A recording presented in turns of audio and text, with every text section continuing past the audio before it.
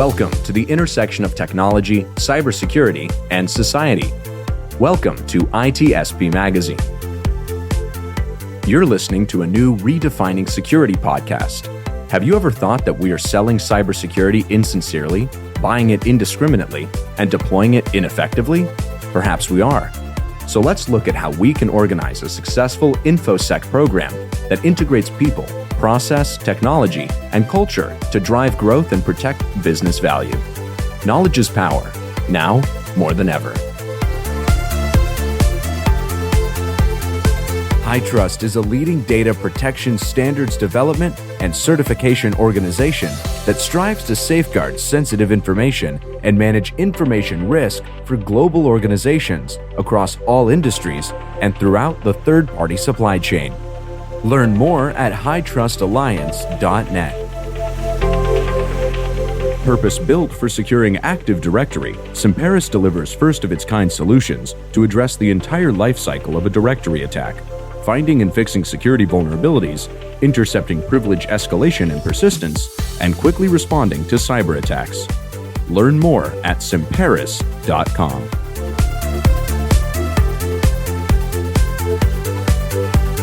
Marco. Sean, what's going on? Are you feeling full? Am I feeling full? Or filled? or fulfilled? Fulfilled. Because I had breakfast. All the above? I had breakfast, so I am full. All right. Fulfill. I get fulfilled by creating story and learning every time we do a podcast. So that's my fulfillment, making people think and knowing that I have a role in that. Other people may get this fulfillment doing other things. What's your thing, Sean? What fulfills me? Food. We're back at breakfast. Back at breakfast, yes, and music. No, but I've held individual contributor roles, of course, and then also leadership roles, and definitely being in a leadership role brings fulfillment. But it's not easy. It's not automatic. It doesn't just happen. It takes work. And fortunately, I had some great managers who were also mentors and gave me some good advice for how to achieve success that was defined by the company and myself as well. And then most importantly to the team, right? Because fulfillment comes when everything's going as it should and everybody's kind of marching to the same drum beat. And I see that you're connecting the word fulfillment and leadership. There we go. There we go. We're just declaring our goal today. It's to talk about that. What is that can fulfill you as a leader, or maybe the other way around? What comes first, right? And we have a great story here that is connected with a book, but mostly it's connected with a person that has, I think, a lot to say about this, Sean. And it's going to be good. It's going to be good. Let's bring him on. It's going to be fantastic. I'm thrilled to bring Scott Olson in to this conversation. Scott, thanks for joining us.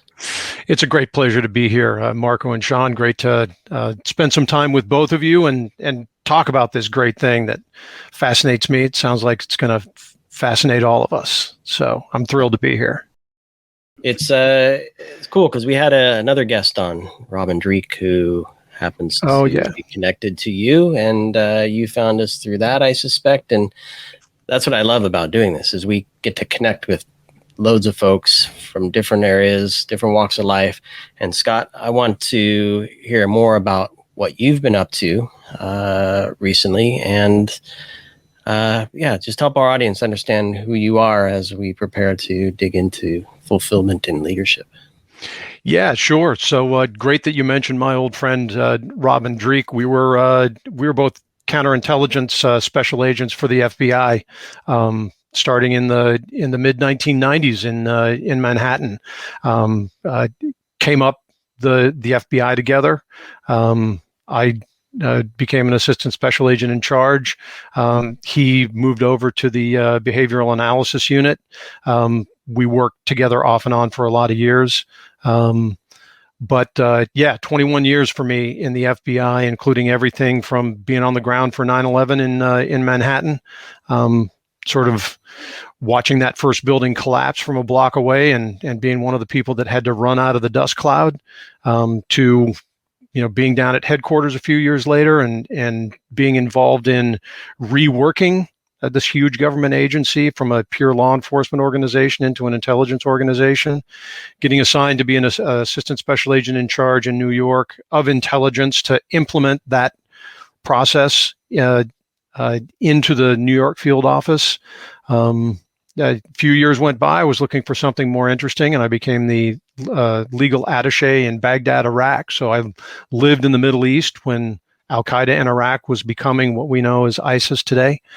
Fascinating time to be involved in the intelligence world, the international world, and really discovering that what I love and what matters to me is people and how people interact cross-culturally through diverse groups. What really matters is the people. And my last assignment when I got back from the Middle East was in a human resources hotshot group called the Leadership Development Program, where I built the FBI's leadership development program. It's the process the FBI uses today to identify their high potential individual contributors and to get the right people into that leadership development pipeline. I also built and implemented the leadership evaluation process for senior executives at that time. And as I retired from the Bureau in 2017 and founded Glenhaven International, and my consulting firm, and started working with other partners on a variety of things, I realized that the reach back for me really went back to when I was a teenager, growing up in Seattle, doing a lot of hiking and climbing as a Boy Scout, and getting my very first job at age 15 as a climbing guide on Mount Rainier. And when you're 15 and you're a rope leader and you've got a 17-year-old attached to the rope and you're familiar being on a glacier because you've been there all summer, and he's scared, but he doesn't want to be scared in front of a 15-year-old, how do you inspire that person to step across a crevasse? That's leadership. It's a leadership question. Getting a person to do something that they're scared to do or they don't want to do, but they really need to do. And all you have is your voice. That was really the beginning of it for me, which led me to be an attorney, a prosecutor for a number of years, led me into the counterintelligence world, and then led me today. So what I'm bringing today is, and it sounds strange, but it's 45 years of just thinking about how do you interact with another person and unlock that person and help them see their potential and get them aligned with the rest of the team so the entire team is moving in the same direction because they choose to, rather than because there's some outside force. And I hope that's not too esoteric, but high performance teams perform because they choose to. And there are a lot of things that a leader, the person in that leading position, needs to do. But you talk about being fulfilled, and that really is the key for me. And what I see in the leadership world today is so many people think that to be a leader, you either have to be a jerk, or you have to be a servant, or you have to sacrifice. And if you look at the best leaders in the world, leaders who know how to lead, they know what to do, and they know how to make the people around them succeed by putting them where they're strong. The best leaders are fulfilled. They love to lead because they are setting everybody up around them to succeed. And there are very specific things that great leaders do that allow them to produce that result. But it really is about getting up every morning and going, you know what? We are going to run over the competition today. We are going to climb this mountain today because we feel so good. It's not about having fun. It's about fulfillment. It's about satisfaction. Fun is what you have at a party. Satisfaction is what you have in your life, right? Yeah. And that's what fulfillment is, that deep satisfaction of, yeah, this is what I do. You look at a coach on the sideline of any major sporting event, that coach is not upset that he or she is not in the game. They are thrilled to be on the sideline, having put those athletes in the game in exactly the right place at the right time so the team wins. That's leadership. and we need to do that in the business world, and we get tripped up. Well, Scott, I'm going to stop you right there for a moment because, of course, great background, and you already made a main point that we could just pick three of them and have the whole conversation here. Sorry about that. No, I love that. You make my job extremely easy. I want to start with actually your initial experience as a leader, being on the mountain and bringing people with you and people that are going to put their safety in your hand. And it reminded me, Sean, of when we had on Alison Levine, which she is a mountaineer, a woman that has guided the first Everest expedition of all women on Mount Everest. She's gone all over the highest peak in the world, and Antarctica and Antarctica. And her conversation was all about leadership, not as me getting a fulfillment, but getting, as you said, that fulfillment, knowing that you're bringing the team there. You can call it off if it's too risky. And your goal is to bring them back safely, like from the moon back in the days. And how in the end, you got to really take your personal, satisfaction away if that is to succeed on your own. Like you said, you have success when your team succeed. And I think that's the key of that. What has been, on your opinion, what has really been driving your success in doing this since when you were 15 and in very, dangerous, high risk situation, like when you were down in Iraq, for example? Is there like a line, a core belief that you're carrying with you all the time? Yeah, I think there are two general things that really inform this issue of success and personal satisfaction and sense of accomplishment. And in no particular order, the first one that I'll just randomly pluck is this notion of transition. When you transition from being an individual contributor to being a leader, a lot of times when you make that transition and you're no longer actually doing the work, your sense of self-worth really suffers. And it's the example that I use is what I call the ditch digger story. If you're a ditch digger, and every day you dig 80 feet of perfect trench, and it's 18 inches wide and 24 inches deep, and it's perfectly according to the schematic, at the end of the day, when you're walking to your truck, you are wet, dirty, and tired. And your sense of fulfillment, your sense of personal satisfaction is related to how wet, dirty, and tired you are. The first day that you're a ditch digger supervisor and you're walking to your truck and you're not wet and you're not dirty and you're not that tired, viscerally, you think you failed that day. When really you look behind you and there's 800 feet of trench that was dug, but it wasn't dug by you. And so your gut is telling you that you failed. And if you don't transition your visceral sense of success to something else, something other than being wet, dirty, and tired, you're going to fail as a leader. And what you're going to do is micromanage. You're going to be that on day 2, you're going to show up a half hour early and dig some trench just so you can feel good. And everybody who shows up later is going to feel like they showed up late and the boss is showing us up. And so you're feeding your sense of self-worth as a ditch digger, but you're putting your team in a meat grinder. And so what that ditch digger needs to do is understand, my job is now to take the person that can dig the perfect curve and put them on the curve. Let them feel the sense of satisfaction for digging that curve.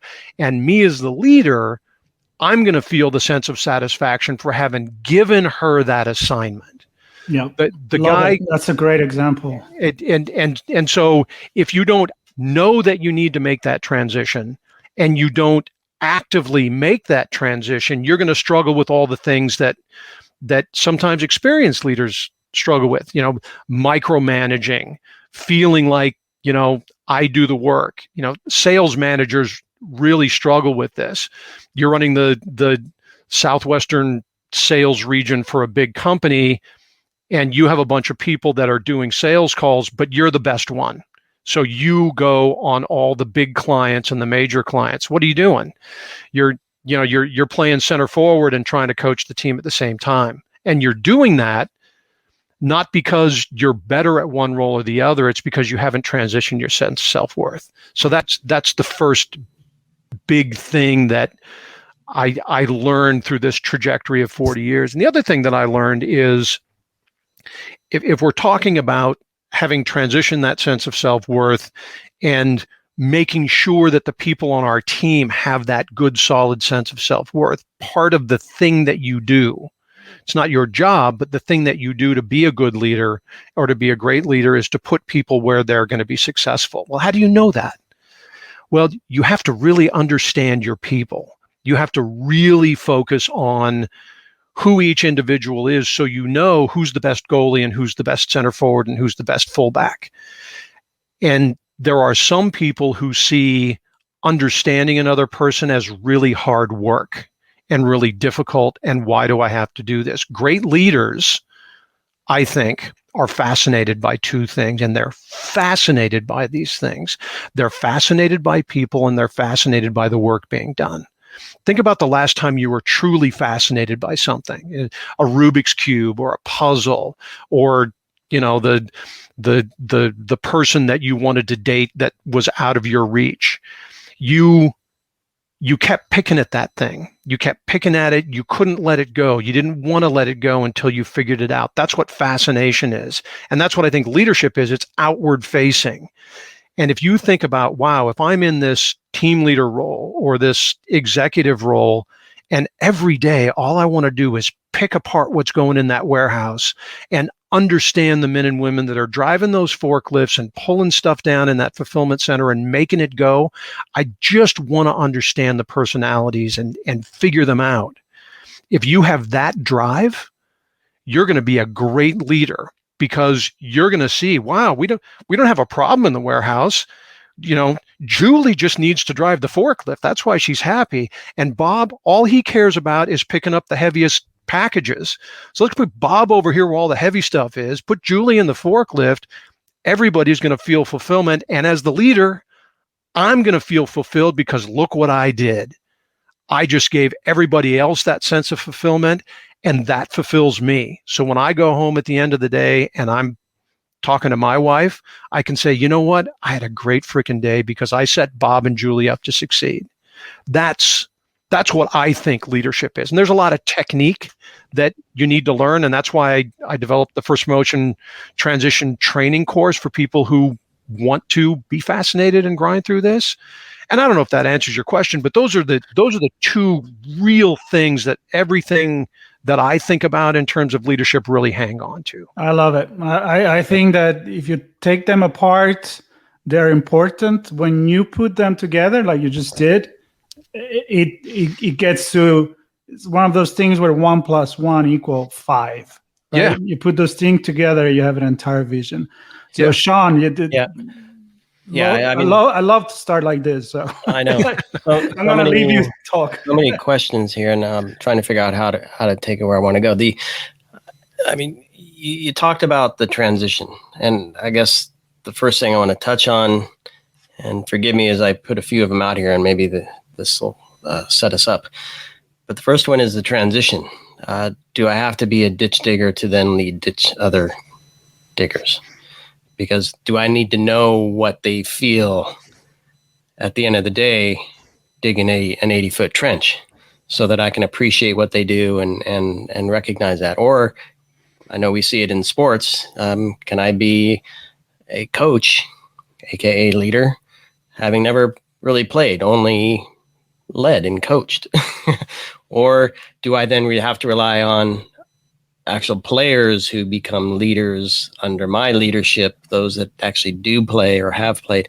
So there's that aspect of it. And I'm wondering, as I'm talking about it and as I was thinking about it, some guidelines. And it sounds like you've written some things. I've written some programs when I was a leader for how to do certain things under best practice. And having guidelines kind of sets things up to succeed. But I'm wondering if we set boundaries that or lines in the sand that then set us up to fail because they are too distinct or too concretely defined. So 2 things there. Definition of a program, how flexible does it have to be, and do we actually have to experience a role in order to lead that role? Yeah, and so I'll take the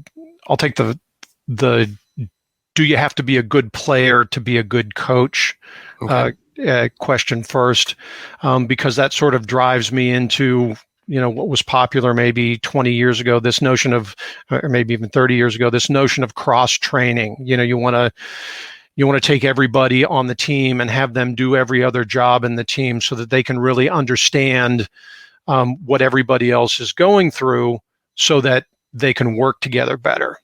And I really think that's a mistake. And I'll illustrate how I think we hear about that a lot, where the SOC analyst needs to do patching. Yeah, and so it reveals itself better, I think, with the sports metaphor. You have Tom Brady. He's a brilliant quarterback, and he's been a brilliant quarterback for a ridiculously long amount of time. Do you think that he needs to play inside tackle?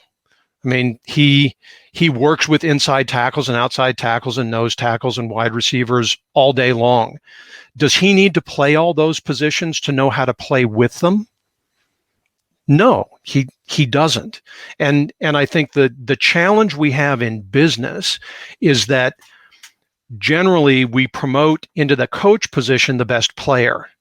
And what we're doing to that person is we're saying, you're the best player, so go coach. Instead of, you're the best player, keep playing. And we question the notion of, wow, this is somebody who really understands the game and really understands people, but never played, and therefore he can't possibly be good. And I think that if you take 2 steps back and look at the logic, we're saying the only way to work well with another person is if you've done their job. And that doesn't correlate. I would be really surprised if anybody could do a data correlation or a study that says working relationships increase when both people have done the other person's job. Working relationships increase when both people are fascinated with the other and understand each other. I don't need to play with the center forward I don't need to play center forward if I'm a fullback. I just need to know where that guy is going to be to pass him the ball. I need to understand how he scores better so that I can make him succeed. But I'm a fullback. I'm 6'1" and 250 pounds. I'm not going to run around a soccer field all day like a 140-pound striker. I can't do it. And if you put me in that role, it's just going to frustrate me. But encourage me to learn what that person needs, and bang, all of a sudden he's succeeding and now I'm succeeding. And, I'll take it even farther. You're saying that a person who sits in a wheelchair can't coach a basketball team. Of course not. What really correlates to success? What correlates to success is ownership of the outcome. What is your job as the basketball coach? Your job is to win games.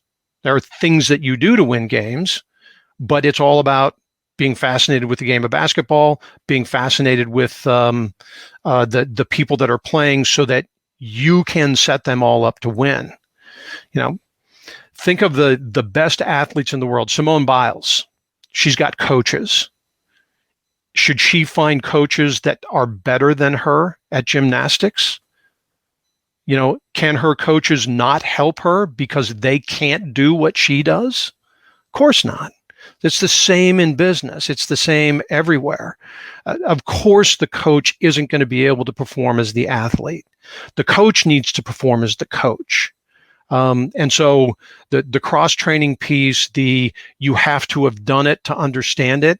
I really don't think you can prove a correlation between having done the job and being successful managing people to do the job. And I'm sorry, Sean, I got all spun up on that issue. No, I've forgotten your second question, which I really did want to answer.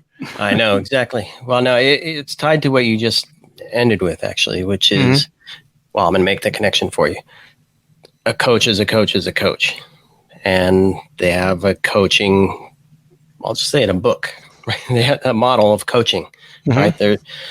You do, I don't even know what it is in gymnastics, but there are exercises you do. There's a routine you have. There's maybe 20 years ago, the nutritional part of the routine looks different than it does today. But I guess my point is there's a model for leading that athlete to great success. So I guess my question was, can anybody be a leader or a coach by following a guideline, and or do they need to bring some of their own elements? And where are mistakes made? Where does success come when that mix comes together? Yeah, and so I think the mistake that we make in the leadership industry is that we think behaviors correlate to performance. Here are the 10 things that great leaders do. Here are the 5 things that great leaders avoid. I'm an influence leader. I'm a charismatic leader. I'm a servant leader. People don't follow you because you're a specific type of leader. People don't even follow you because they like you. What I've found is people follow you if they know you like them, if they know that you value them, that you see who and what they are, that you appreciate what they're capable of, and that you appreciate that they are doing what you need. And this is another one of the challenges of leadership, and it's best illustrated when you start thinking about the question, where does leadership start? Not what is leadership? That's a different question and should come later in the conversation. But where does leadership start? People think it starts the first time you get promoted. They think it starts, lead from where you stand. You don't need a title to lead. And all of that is true. But what day do you wake up and need to engage in leadership behaviors? And I think it's the first day you run out of bandwidth. The first day you can't do it all yourself and you need help. You need someone else to do what you need them to do.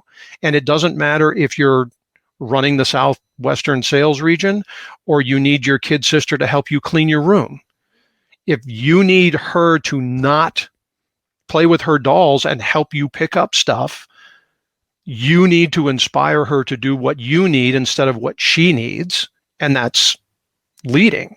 And the core component of that is when that person chooses to do what you need, they just helped you. If you're a normal person and someone helped you, you should feel gratitude. And if you feel gratitude, you should say thank you. And so the core thing that leaders recognize is I'm responsible for more than one human can possibly do. And so I need help. And if I'm getting people to help me, I should be grateful. And if I am grateful and I thank them and I say, wow, you're really good at that and you did that for me, they're going to hear that I like them. And everybody feels good when they're appreciated and they're liked, and they will respond by sharing your intention for what needs to get done. I can't tell you how many times I saw grizzled, grumpy, old agents who were way past their eligibility to retire from the FBI who stayed on, and they would always complain about the new guy from headquarters that's the squad supervisor. And the FNG, right? The fantastic new guy that was coming in to run the squad. And if that new squad supervisor came in and expressed gratitude for what these senior men and women were doing and acknowledged their remarkable skill, those grumpy old guys wouldn't change their attitude. He's still a new guy and he's still a punk kid and doesn't know what he's doing, but they would also do everything they were asked because they knew they were appreciated. Mm-hmm. And it takes a certain amount of maturity to need help and not feel like, well, I should be able to do it myself. I suck. I need help. No, you need help because you have a ton of things to do. You have a huge job that one person can't do. Express gratitude and acknowledge skill. And then the fascination comes. Understanding people. That's putting them where they're strong and then taking responsibility for the outcome. And I think if people do those four things, express gratitude, acknowledge skill, put people where they're strong, and take responsibility for the outcome. If the game is won or lost, that's on you. That's not on the athletes. If they win, they're going to feel great. If they lose, they're going to feel bad, but it's on you as the coach either way. You do those four things tomorrow in your job, you will see everything around you change. You'll see it. Sorry, I get pretty excited when I'm talking about this. I'm here thinking, okay, this is the Redefining Security channel, so we're going to have to talk about cybersecurity. And there is the other side of me that is like, I don't want to talk about that. That's Sean is going to push me there. But actually, there is a connection here. And I know that in your upcoming book, which is not there yet, there will be a link to your publishing agent and so forth for when it does happen. But it is actually about the human element in the new age of cybersecurity. Yeah. And I am connecting, and then I'm going to let you go, but with what you were about to say, but cybersecurity, security, military, FBI, sport, a lot of pressure, right? I mean, we're talking about being a team leader where you have to make decision in a split second when there is a lot at stake. Sometimes it's lives, sometimes it's other important things, sometimes a lot of money, right? And data that you got to protect. And we go with cybersecurity there. I'm feeling like I'm connecting with, you just can't lead with fear. Like, people are not going to do it. They got to know that there is an ultimate goal. And that's being human, right? I mean, trusting you, know that you're going somewhere, that you have a vision, and you're a leader. I'll follow you wherever you go.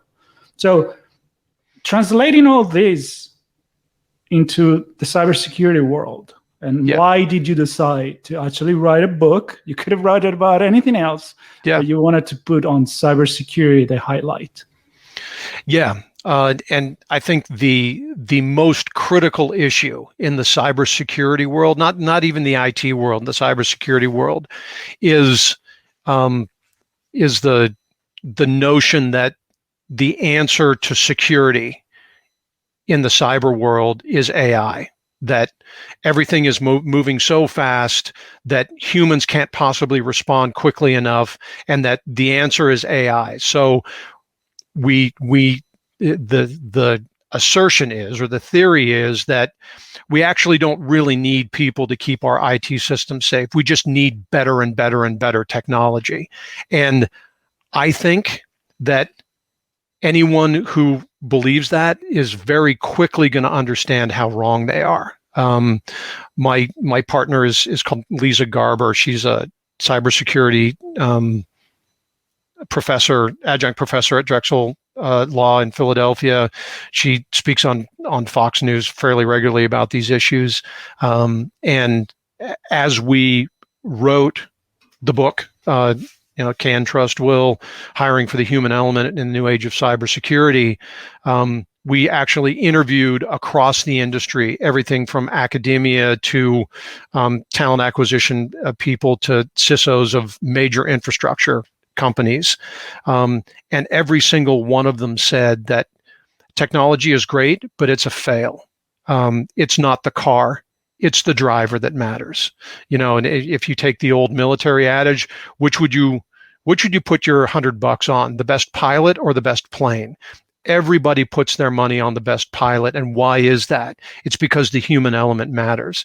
And when we're looking at cybersecurity teams, what we see is not only do you need great teams, you need diverse teams. You need teams where everybody has different perspectives and different ways of thinking. And we're not talking about, different skin color, different gender, different religions. We're talking about different optics. And if you identify different ways of thinking, different ways of problem solving, different views of the of the challenges in keeping a electronic system safe, you're going to have all of that surface diversity, which, I mean, it's a moral imperative, but in cybersecurity, it's an operational imperative. And what we found over and over and over again when we're talking to white hat penetration teams, the hardest systems to get in are not the AI systems. They are systems where you can't predict what the team is doing because the team has so many different thought processes and they're always picking the system apart. They're always doing something new and something different, and they're just sniffing around in their system because it's fascinating to them and it's interesting. And anytime they see anything that is different at all, they're going to pick it apart. The team matters. The only thing worse than artificial intelligence is a uniform team. And it doesn't matter if you have all Ivy League graduates or all West African thinkers or a bunch of French females or a bunch of guys from Australia. If they're all thinking the same, they all solve the problem the same way. You got groupthink and you are fragile and you are going to get penetrated.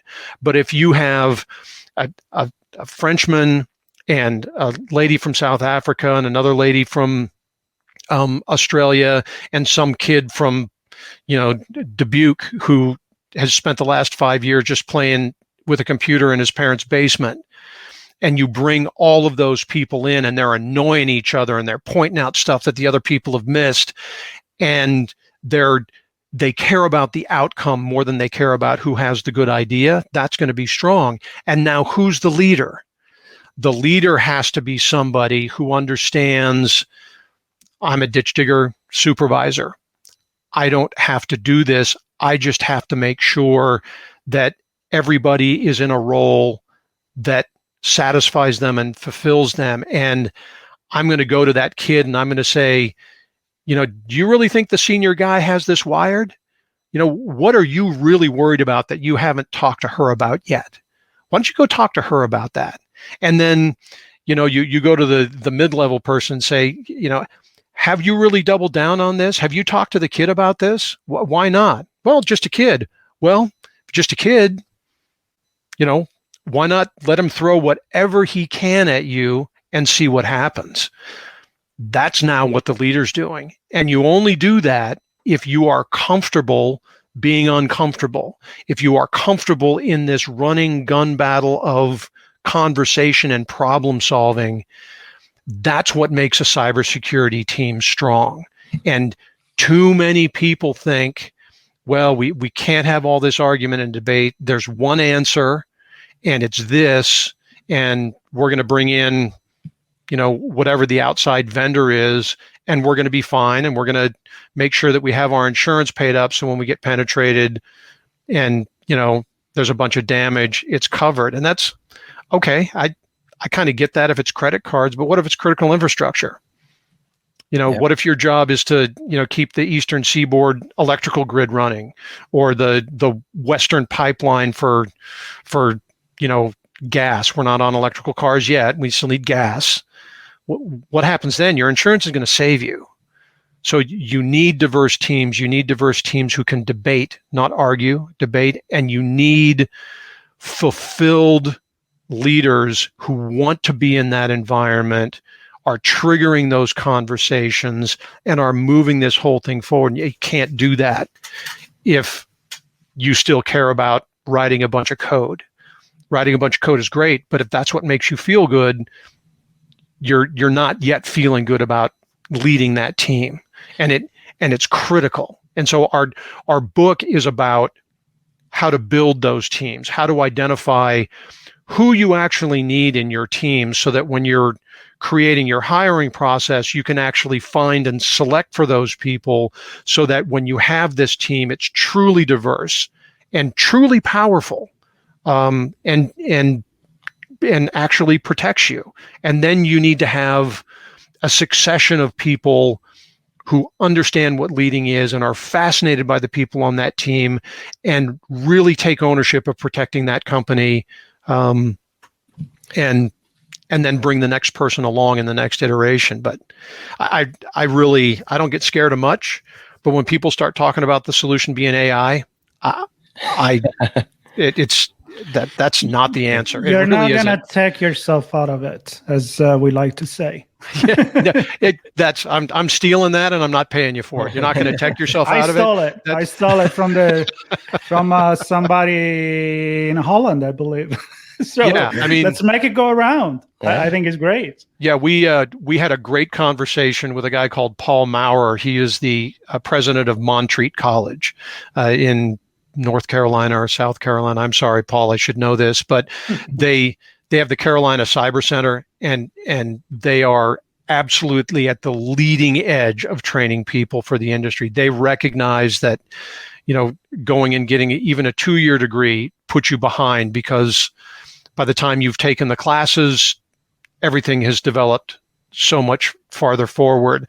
But he's the one who really solidified for us, for Lisa and I, that the answer isn't anything other than people. And that's a beautiful thing, because we're doing this for people.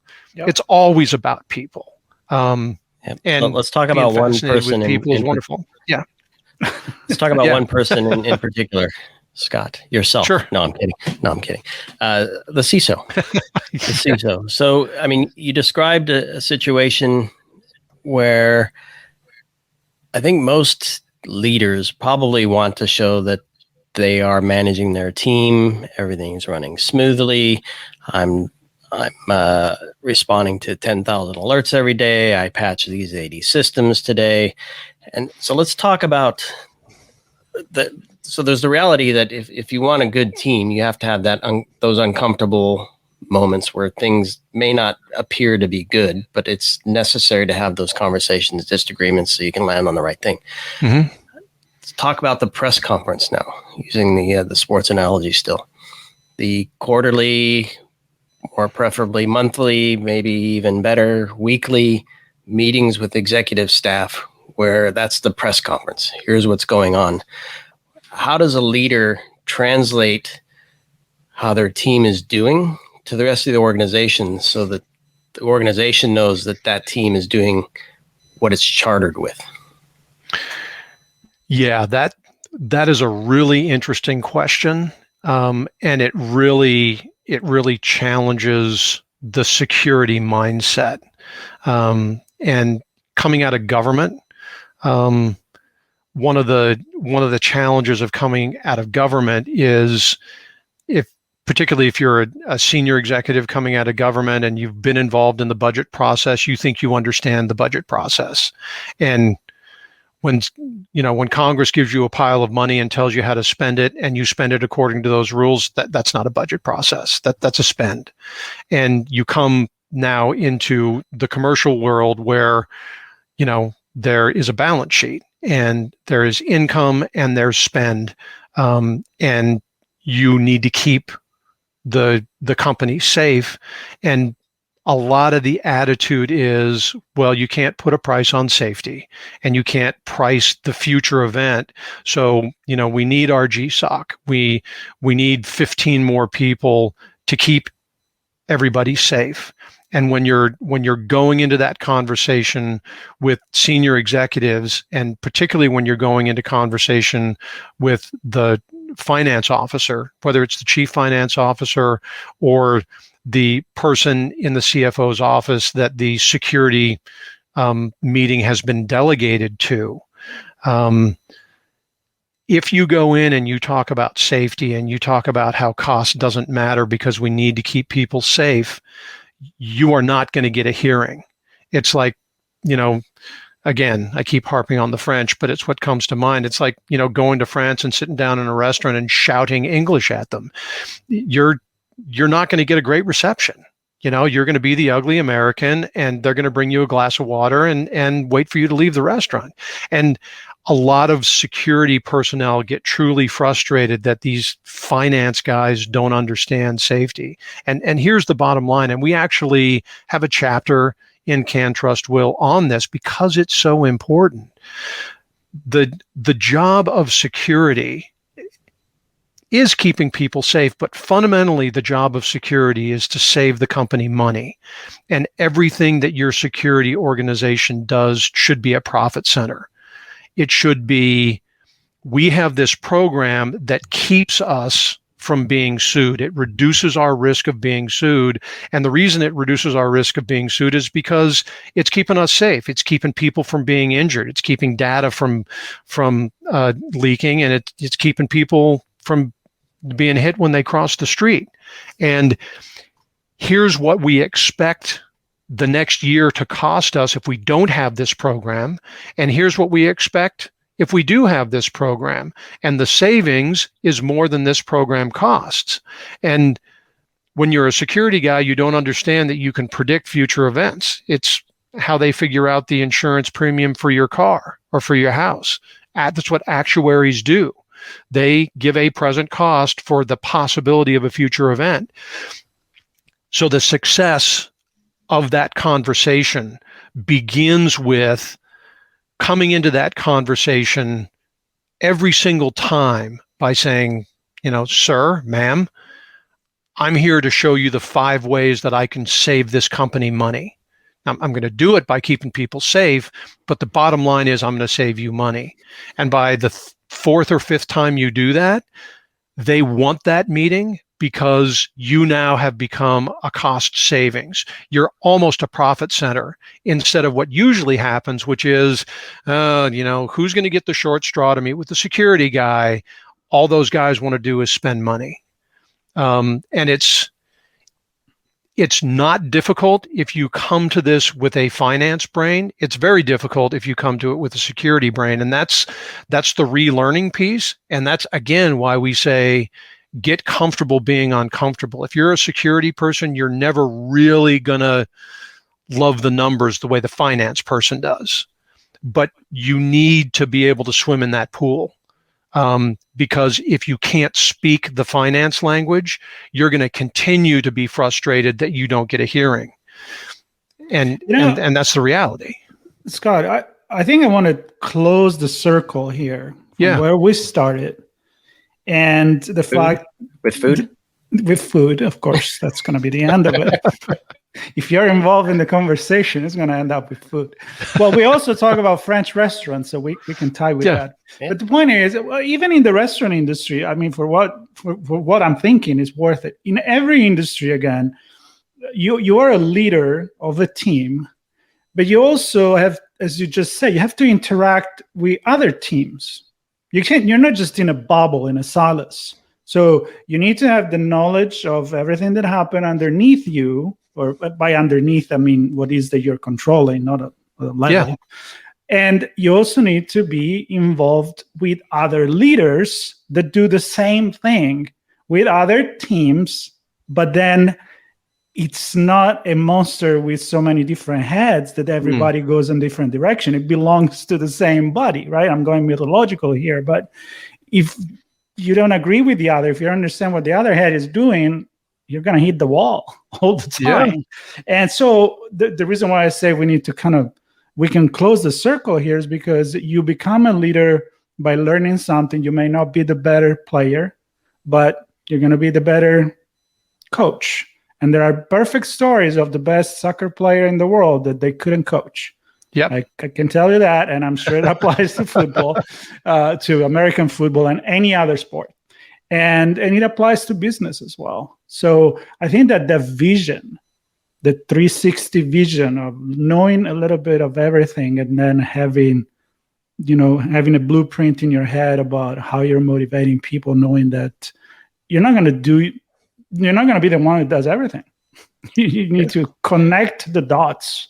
So that's my kind of very visual in my thinking. So I can see this leader being in the middle of a network of many other leaders, and they all need to work together. Does it make sense to you?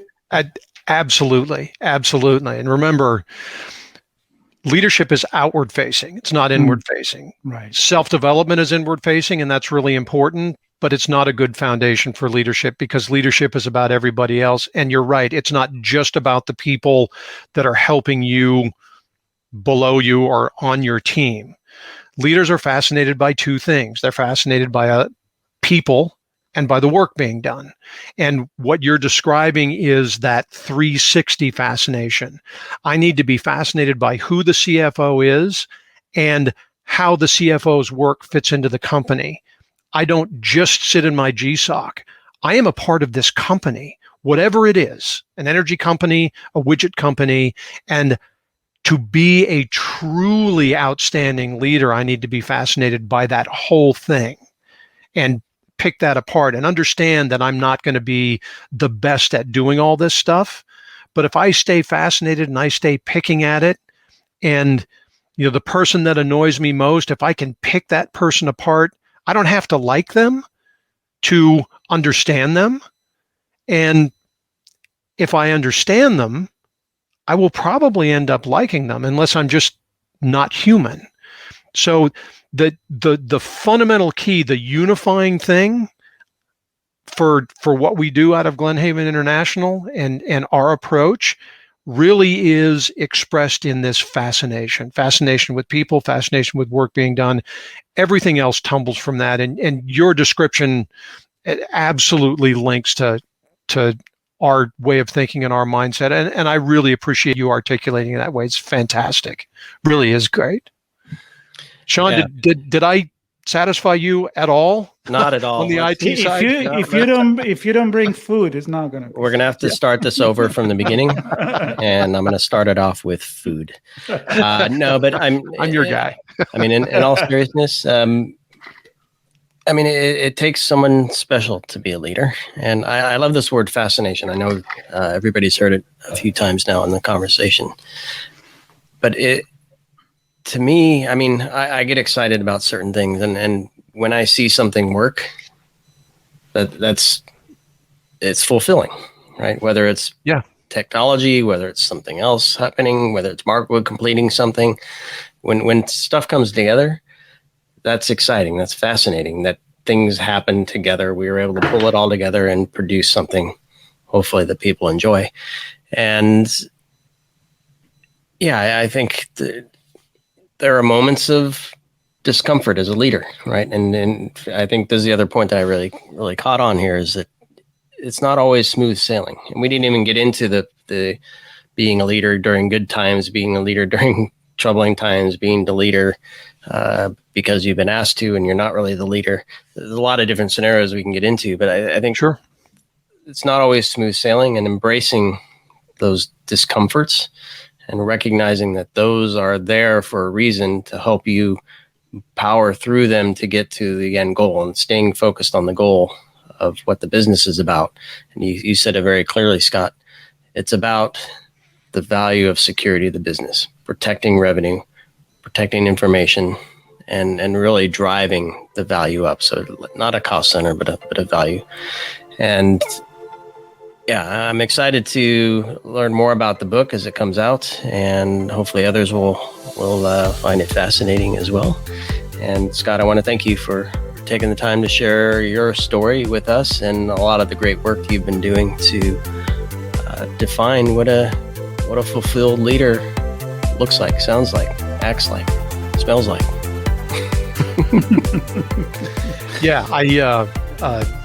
This has been a fantastic conversation. I really appreciate the thoughtful questions. This has been wonderful.